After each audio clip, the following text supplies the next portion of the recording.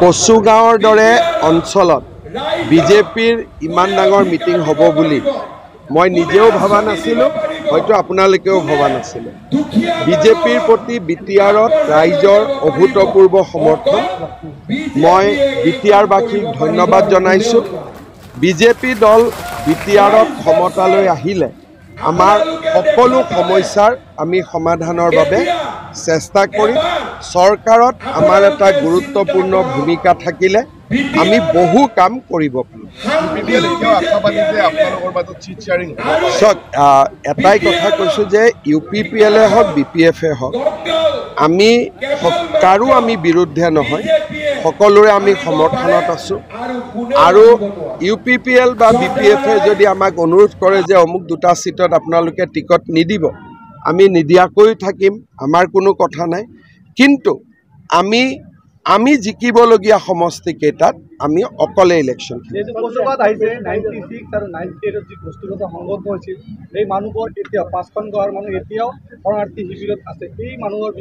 তেওঁলোকৰ বিষয়ে আমি তেওঁলোকে আগতে পোৱা আৰ্থিক সাহায্যটো বঢ়াই দি আমি এটা ৰিহেবিলিটেশ্যনৰ কাৰণে চিন্তা কৰি আছোঁ।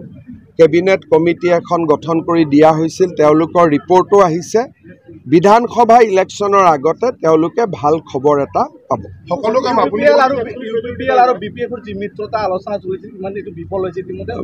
মইতো ভাবোঁ যে অঞ্জলি দৈমাৰী, প্ৰমোদ বড়ো, হাগ্ৰামা মহিলাৰী সকলোৱে একেলগে থাকিব লাগে, বেলেগে বেলেগে থাকিব নালাগে। চাওক, বিজেপি দিল্লীত চৰকাৰ আছে, দিছপুৰত চৰকাৰ আছে। আজি আপোনালোকে কেতিয়াবা ডিফুক গৈ চাই আহিব, হাফলঙক চাই আহিব, কিমান পৰিৱৰ্তন হৈছে তাতে। তাৰ পৰাই আপোনালোকে বুজিব যে বিজেপিয়ে কিমান কাম কৰিব। সকলো কাম আপুনি কৰিব লগা হৈছে। বড়ো যিখন BTC সেইখন বড়ো লোকসকলৰ আন্দোলনৰ এটা ফল।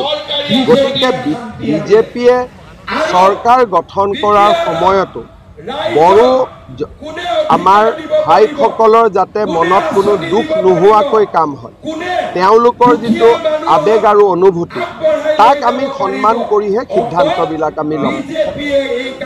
বিজেপিয়ে কেণ্ডিডেট যদি ধৰক 25 তাৰিখে ইলেকশ্যন ডিক্লেয়াৰ হয়, 27 তাৰিখে, 26ত ডিক্লেয়াৰ হ'লে 28 তাৰিখে, আমি ইলেকশ্যন ডিক্লেয়াৰ হোৱাৰ আগত কেণ্ডিডেট নিদিওঁ, ইলেকশ্যন ডিক্লেয়াৰ হোৱাৰ পিছত আমি সকলো কাম আপুনি কৰিব লগা হৈছে। GMCৰ ঘটনা কেন্দ্ৰ কৰি স্বাস্থ্যমন্ত্ৰী GMC মন্ত্ৰী ময়েই, স্বাস্থ্যমন্ত্ৰীয়ে মেডিকেল কলেজ নাচায়। গতিকে GMCৰ মন্ত্ৰী ময়ে, যি দুখ হৈছে, ভুল হৈছে, সকলো দুখ মোৰে। কচুগাঁৱত বিজেপি ইমান মানুহ থকাৰ পিছতো প্ৰাৰ্থী নাথাকিলে কেনেকৈ হ'ব? মানুহে মাৰিব দেখোন আমাক। ইমান মানুহ ওলাই অহাৰ পিছত যদি বিজেপিৰ প্ৰাৰ্থী নাথাকে, কিমান দেৰি ক'লোঁ, 45 মিনিট সময় ক'লোঁ আপোনালোকে জিকাই দিয়ক বুলি, বোলে লাষ্টত প্ৰাৰ্থীয়ে নাই, মানুহে পিটিব দেখোন আমাক। 10 ছেপ্টেম্বৰ আহি আছে, গৌৰৱ গগৈৰ বিশেষ দিন। চাওক, যি হ'ব, যি আমাৰ অনুসন্ধান চলি আছে, অলৰেডি প্ৰায় কমপ্লিশ্যনৰ ষ্টেজত আমি আহিছোঁ। আৰু আমি যিটো ৰাইজক প্ৰতিশ্ৰুতি দিছিলোঁ, আমি তেনেকৈ আমাৰ কামখিনি আমি কৰিম। খুব ডাঙৰ মন্দিৰ কচুগাঁৱৰ মহামায়া, ইয়াৰ পৰাই প্ৰণাম জনাইছোঁ। মই আহিমো এবাৰ। হ'ব, আমাৰ নৱেম্বৰত মিনিষ্ট্ৰী কমিটিৰ ৰিপৰ্ট আহিব আৰু তাতে আপোনালোকে বহুতবিলাক পজিটিভ ষ্টেপ দেখা পাব।